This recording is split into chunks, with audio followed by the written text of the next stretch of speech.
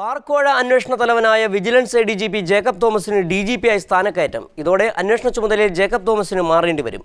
മന്ത്രിസഭാ യോഗത്തിൻ്റെതാണ് തീരുമാനം. ബാർക്കോഴ കേസിൽ ശക്തമായ നിലപാടെടുത്ത ജേക്കബ് തോമസിനെ നീക്കാൻ സർക്കാരിന് മേൽ വൻ സമ്മർദ്ദമുണ്ടായിരുന്നു.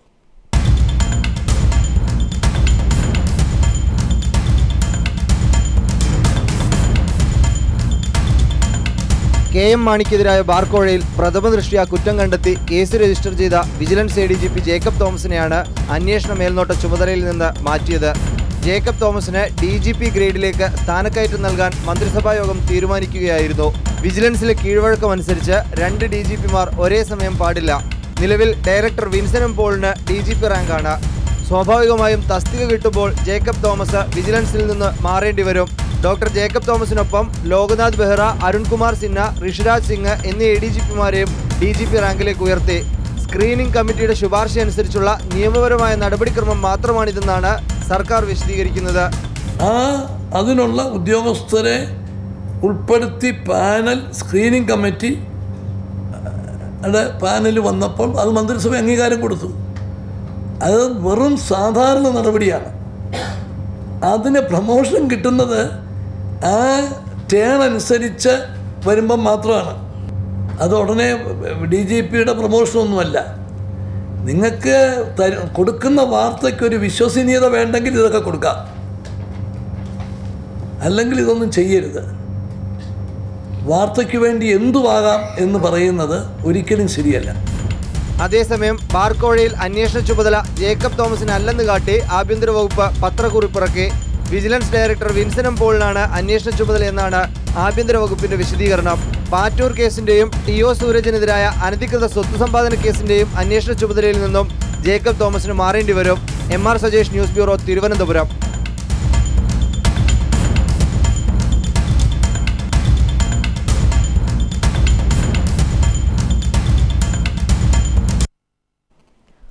അഴിമതിയിൽ മുങ്ങിയ UDF സർക്കാരിനെതിരെ സോഷ്യൽ മീഡിയകളിൽ യുവാക്കളുടെ പ്രതിഷേധം. ഉമ്മൻചാണ്ടിയുടെ ഔദ്യോഗിക ഫേസ്ബുക്ക് പേജിൽ രൂക്ഷ വിമർശനം. ബാർക്കോഴയും വിവാദങ്ങളുമാണ് മുഖ്യന് വിനയായിരിക്കുന്നത്. നിരവധി പേരാണ് മുഖ്യനെതിരെ പോസ്റ്റിട്ടിരിക്കുന്നത്.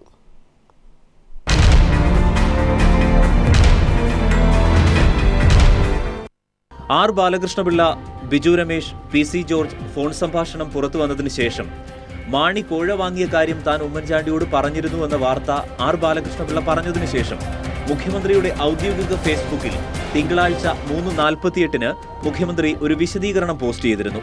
ശ്രീ R. ബാലകൃഷ്ണപിള്ള ധനകാര്യമന്ത്രിക്കെതിരെ എന്തൊക്കെയോ പറഞ്ഞു. എന്നോട് അങ്ങനെയൊന്നും പറഞ്ഞിരുന്നില്ല. വിവാദത്തിന് ശേഷം ഞങ്ങൾ തമ്മിൽ കണ്ടിട്ടില്ല. അങ്ങനെ തുടങ്ങി ആരു വിചാരിച്ചാലും സർക്കാരിനെ ഒന്നും ചെയ്യാനാകില്ല എന്നിടത്ത് അവസാനിക്കുന്നു പോസ്റ്റ്.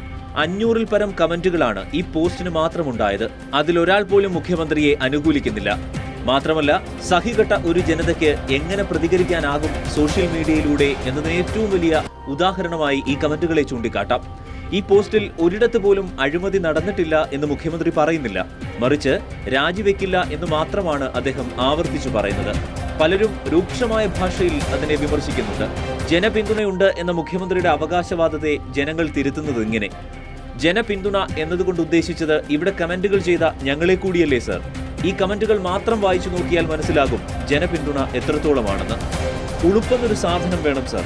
നിയമം നിയമത്തിന്റെ വഴിക്കല്ല, പാലാ വഴിക്കാണെങ്കിൽ ആ പൂഞ്ഞാറ്റിൽ കൂടിയൊന്ന് ചവിട്ടിയേച്ചു പോണേ എന്നുപദേശിക്കുന്നുണ്ട്. നാണം, മാനം തുടങ്ങിയവയുടെ ഉപദ്രവം ഏൽക്കാതിരിക്കാൻ കഴിക്കുന്ന മരുന്നേതാണ്? മരിച്ചാൽ മൃതദേഹം മെഡിക്കൽ വിദ്യാർത്ഥികൾക്ക് കൊടുക്കരുത്. കീറി മുറിക്കാൻ ആ കുട്ടികൾ പാടുപെടും. ഇതൊക്കെ അനവധി കമന്റുകളിൽ ചിലത് മാത്രം. ആര് വിചാരിച്ചാലും രാജിവെക്കില്ല എന്ന അദ്ദേഹത്തിന്റെ ദാർഢ്യത്തെ പലകുറി ചോദ്യം ചെയ്യുന്നുണ്ട് ആൾക്കാർ. ആൾക്കൂട്ടത്തിൽ വിവസ്ത്രനായി നിൽക്കുന്നത് പോലുള്ള അവസ്ഥ തോന്നുന്നില്ലേ? അങ്ങനെ നിരവധി. ഒന്ന് പൊട്ടിക്കരഞ്ഞൂടെ സാർ നിങ്ങൾക്ക് എന്ന് ഉപദേശിക്കാനും മറക്കുന്നില്ല ചിലർ. ഇതിനുശേഷം റൺ കേരള റണ്ണുമായി ബന്ധപ്പെട്ടും അദ്ദേഹം ഒരു പോസ്റ്റ് ഇട്ടിരുന്നു. തുടക്കത്തിൽ തന്നെ അതിന്റെ കമന്റ് ഇങ്ങനെയായിരുന്നു: ഓടിക്കോ, ആ മാണിയെയും വിളിച്ചോളൂ, എന്നിട്ട് തിരിച്ചു വരാതിരുന്നാൽ മാത്രം മതി. തുടർന്ന് മുഖ്യമന്ത്രി ചെയ്ത 4ഓളം പോസ്റ്റുകളിലും ഈ വിഷയം തന്നെയാണ് കമന്റിന് ആധാരം. ഇനി ഇങ്ങനെ ക്രിയാത്മകമായി പ്രതികരിച്ചവർക്കെതിരെ സൈബർ കുറ്റകൃത്യ നിയമപ്രകാരം കേസെടുക്കാനുള്ള സാധ്യതയും വിദൂരമല്ല. മാണി സാറിന് എന്റെ വക 500 എന്ന പേരിൽ സംവിധായകൻ ആഷിഖ് അബു ഫേസ്ബുക്കിൽ കഴിഞ്ഞ ദിവസം ക്യാമ്പയിൻ നടത്തിയത് വൈറലായിരുന്നു. അതിനുശേഷം മുഖ്യമന്ത്രിക്കെതിരെയുള്ള ജനങ്ങളുടെ ഏറ്റവും വലിയൊരു പ്രതികരണമായി ഈ കമന്റുകളെ കാണാം. News desk. സുനന്ദ കൊലക്കേസിൽ ശശി തരൂരിനെ വീണ്ടും ചോദ്യം ചെയ്യും. വിവിധ സാക്ഷികൾ നൽകിയ മൊഴിയും തരൂരിന്റെ മൊഴിയും തമ്മിൽ പൊരുത്തക്കേടുകൾ കണ്ടെത്തിയ സാഹചര്യത്തിലാണിത്. സുനന്ദ പുഷ്കറിന്റെ കൊലപാതകത്തിൽ 2 ദിവസത്തിനുള്ളിൽ തരൂരിനെ വീണ്ടും ചോദ്യം ചെയ്യാനാണ് ദില്ലി പോലീസ് തീരുമാനിച്ചിരിക്കുന്നത്. മറ്റു സാക്ഷികളിൽ നിന്നും സാഹചര്യ തെളിവുകളും വിലയിരുത്തുമ്പോൾ തരൂരിന്റെ മൊഴികളിൽ അവ്യക്തത ഉണ്ടെന്നാണ് പോലീസ് കരുതുന്നത്. ഈ സാഹചര്യത്തിലാണ് തരൂരിനെ വീണ്ടും ചോദ്യം ചെയ്യാൻ തീരുമാനിച്ചിരിക്കുന്നത്. സംശയത്തിന്റെ പേരിൽ ശശി തരൂരിനെ കേസിൽ പ്രതിയാക്കരുതെന്നാണ് ദില്ലി പോലീസിന് ലഭിച്ചിരിക്കുന്ന നിർദ്ദേശം. തരൂരിന്റെ ആദ്യഘട്ട മൊഴിയെടുക്കലിൽ സുനന്ദയുടെ മരണവും അതിനിടയാക്കിയ സാഹചര്യവും മാത്രമാണ് വിശകലനം ചെയ്തത്. എന്നാൽ ആരാണ് സുനന്ദയെ കൊന്നത് എന്നത് സംബന്ധിച്ച് ഇനിയും വ്യക്തത വരുത്താൻ അന്വേഷണ സംഘത്തിന് കഴിഞ്ഞിട്ടില്ല.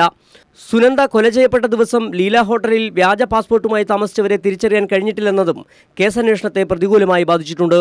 എന്നാൽ IPL-ലുമായി ബന്ധപ്പെട്ട വിഷയങ്ങളാണ് സുനന്ദയുടെ മരണത്തിന് കാരണമെന്ന നിഗമനത്തിലാണ് പോലീസ്. IPL രഹസ്യങ്ങൾ പുറത്തു പറയുമെന്ന ഭയത്താൽ സുനന്ദയെ കൊലപ്പെടുത്തിയെന്നതിന് നിർണായക വിവരങ്ങൾ ലഭിച്ചെന്നാണ് BJP നേതാവ് സുബ്രഹ്മണ്യം സ്വാമി ട്വിറ്ററിലൂടെ വ്യക്തമാക്കിയത്. ഈ സാഹചര്യത്തിൽ സുനന്ദയുടെ മരണവുമായി ബന്ധപ്പെട്ട് IPL-ന്റെ കള്ളക്കളികളെക്കുറിച്ച് ആക്ഷേപമുന്നയിച്ച മാധ്യമപ്രവർത്തക നളിനി സിംഗിനെയും ചോദ്യം ചെയ്തേക്കുമെന്നും സൂചനയുണ്ട്. News desk. പ്രശസ്ത മലയാള സാഹിത്യകാരന്മാരുടെ കൃതികൾ പകർപ്പവകാശം ലംഘിച്ച് ഇന്റർനെറ്റിലൂടെ പ്രചരിപ്പിച്ചതിന് യുവാവ് പിടിയിൽ. കോട്ടയം പോലീസാണ് ഇയാളെ അറസ്റ്റ് ചെയ്തത്.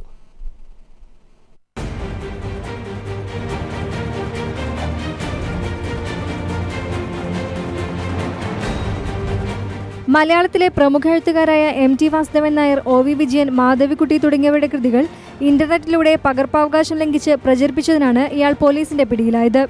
നിരവധി വ്യാജ പ്രൊഫൈലുകൾ ഇതിനായി ഇയാൾ നിർമ്മിച്ചു. ഇവയിലൂടെ പരസ്യ വരുമാനം ലക്ഷ്യമിട്ടാണ് ഇത്തരത്തിൽ പ്രൊഫൈലുകൾ നിർമ്മിച്ചതെന്നാണ് പോലീസ് പറയുന്നത്. ഇയാളുടെ ക്ലെയിം എന്ന് പറയുന്നത് ഇയാൾ ഒരു ബുക്ക് എടുത്തിട്ട് അതിൻ്റെ ഓരോ പേജ് ബൈ പേജ് ആയിട്ട് സ്കാൻ ചെയ്ത് കയറ്റിയെന്നത്. ആ കൈയെഴുത്ത് പ്രതി സാധാരണ DTP ആണ്. അപ്പോൾ DTP ഒക്കെ അത് കറക്റ്റ് ചെയ്ത് അത് ബുക്കായിട്ട് ഇറക്കുന്നതിനിടയ്ക്കുള്ള ഒരു പീരീഡ് ഇത് ഹാൻഡിൽ ചെയ്യുന്ന ടീമിൻ്റെ ഇതിൻ്റെ സോഫ്റ്റ് കോപ്പി. പ്രമുഖ പ്രസാധകരുടെ പരാതിയുടെ അടിസ്ഥാനത്തിലാണ് വിദേശത്തായിരുന്ന ഇയാളെ തന്ത്രപൂർവ്വം പോലീസ് വലയിലാക്കിയത്. Kottayam east police, cyber crime cell എന്നിവർ സംയുക്തമായാണ് അന്വേഷണത്തിന് നേതൃത്വം നൽകിയത്. News bureau, Kottayam.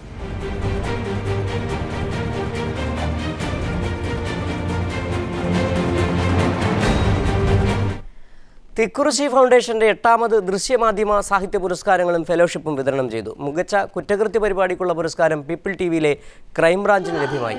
വ്യത്യസ്തവും വേറിട്ടതുമായ അവതരണ മികവാണ് ക്രൈംബ്രാഞ്ചിനെ അവാർഡിന് അർഹമാക്കിയത്.